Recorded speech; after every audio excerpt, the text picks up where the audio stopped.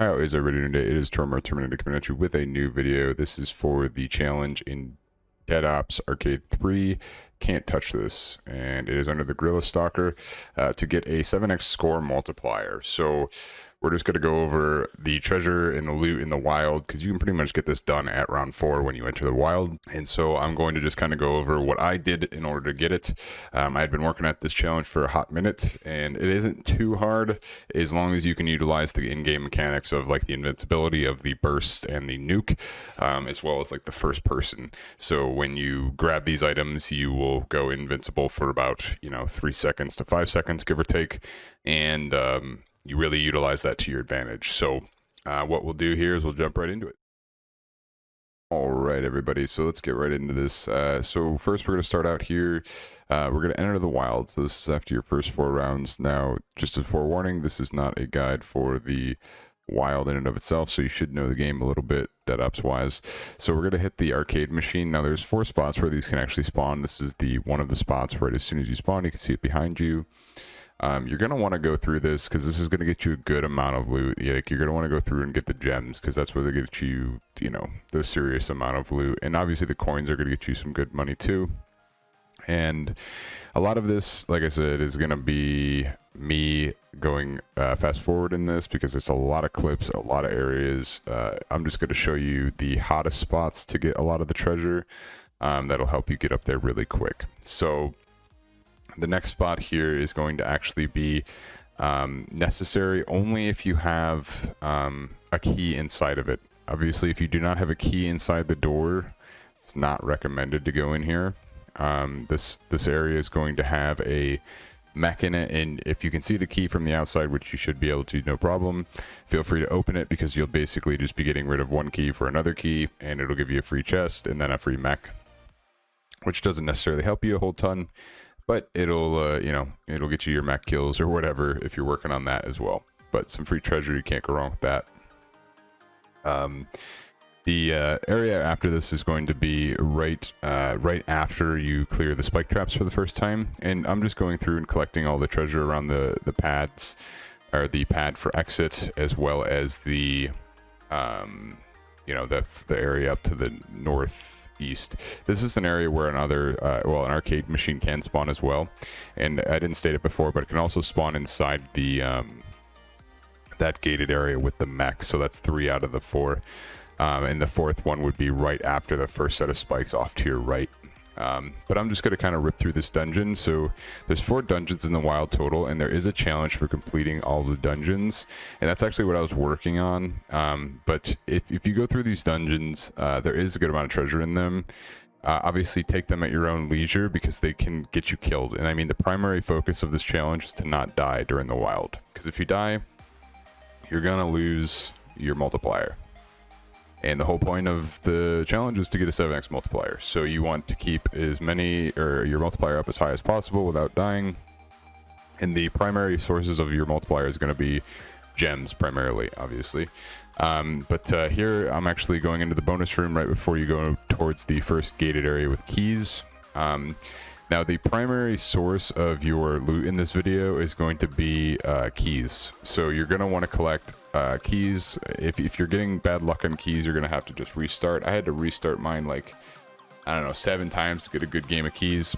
And then like these, like right here, I'm killing a boss that can actually drop keys, and as well as dropping loot.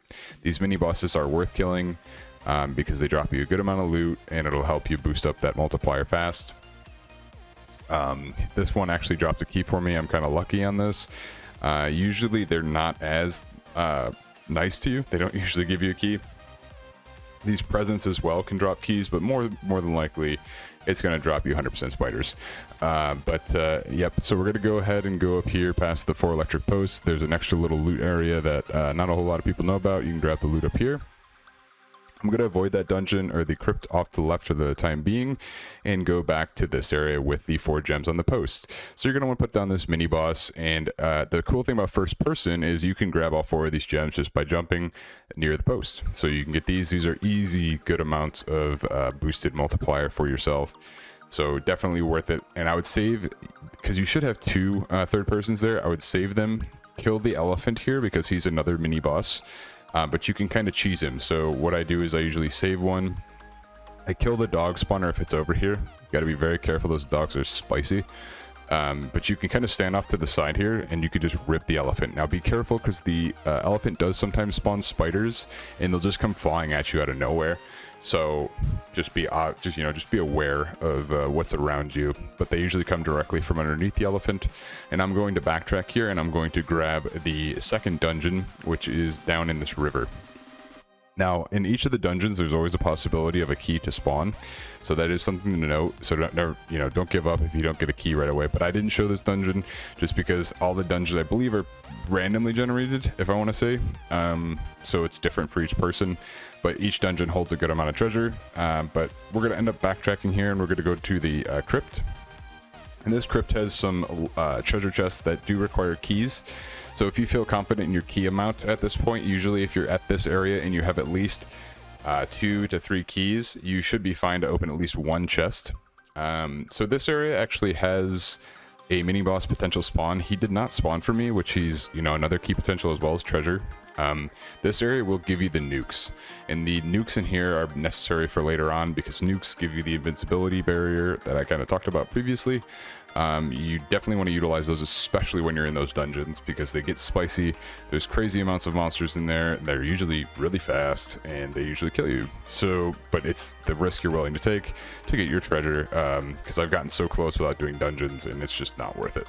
So we're going to utilize one key here past the second elephant. Now that second elephant's gonna get stuck there. He just kind of sits there and vibes.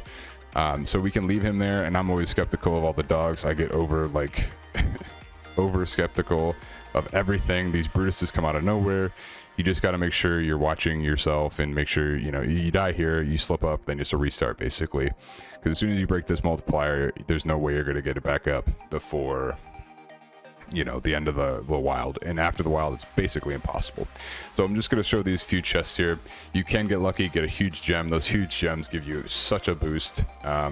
Utilize the weapons here to take down the elephant. I usually keep the death machine for last, and I just rip through the elephant and just let him sit at the door, and then watch yourself on the spike trap that rolls down. As you see here, it's actually to kill the zombies. I'm going to bust out of there and kill the zombie spawner and kill the zombies. And then I checked over here to make sure there wasn't a key. You can utilize that one as well. If you have an extra key, you can open that if there's a key in there. I wouldn't recommend it otherwise. So we went ahead and grabbed that chest on the outside. We're going to grab these 2 boosts. These boosts are very important. This area is extremely important to use boosts on, because you're going to utilize that invincibility barrier I talk so highly about. So we're going to jump this gap. There's a jump pad over here, so you just jump on it, face your way towards this area, and there's actually keys over here, generally. I don't think I've ever not had at least 1 key over here. I actually got lucky and got 2. Happened to burn 2 boosts to get it, but once you get it, then I usually just jump on the jump pad and launch myself back over. Then we're going to go across this little area. Now over on this side, there's actually a key chest, and if you're sitting pretty like I am with keys here, I have 4 total, which is a good amount. Actually, I had 5 total before I opened the chest, but those big chests that use keys to open are so much treasure. You need a good amount of keys, but I'm actually doubling back to grab this one as well, and we're going to get a good amount of loot. So we're going to go down here into the 3rd dungeon after that. And this 3rd dungeon is, I'm just going to show you, this one can also spawn a key just like the others, but same thing. You're going to want to rip through this dungeon, do your best you can to not die, and also grab as much treasure as possible. And once we go ahead through there, we're going to double back by the dragons and go up and open the 2 doors that require keys.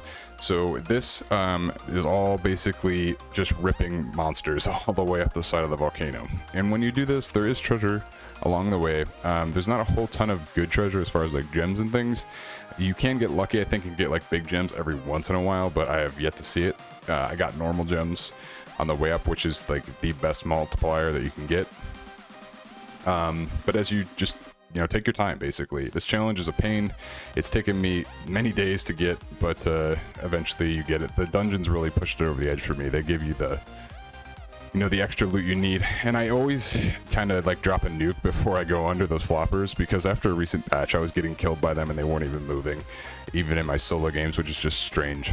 So we're just gonna rip our way up the mountain, just kill everything you can. As you can see, there's more and more treasure as you go up. like I said, not a whole ton of multipliers, but it'll do you until you get up to the bridge. And as soon as you get up to the bridge area, you're going to get a couple more nukes on the way as well. If you have one key at this point, you're actually sitting very good, because you'll be able to utilize this key in the next dungeon more than likely, because there's usually at least one key box in the dungeon, and that key box will help you out a ton. So you're going to get these 2 boxes in these little crates over here, and then this is the final dungeon. So as you rip through this dungeon, I actually got another key, which I didn't end up needing. As you rip through this dungeon, you can actually... I ended up finding one of the key boxes, but it's in an area that's pretty dicey, and so both ways are trapped for me, basically. There's tons of fireballs coming out, and so I'm like, you know what? Oh, there's a key box. I'm going to drop a nuke, be invincible, grab all the treasure, and basically get my challenge completed. So that's all you have to do. I mean, it is not the easiest challenge, but, you know, utilizing the dungeons will definitely get you through. If you guys enjoyed the video, please leave a like, make sure to subscribe, and, you know, follow me on Twitter.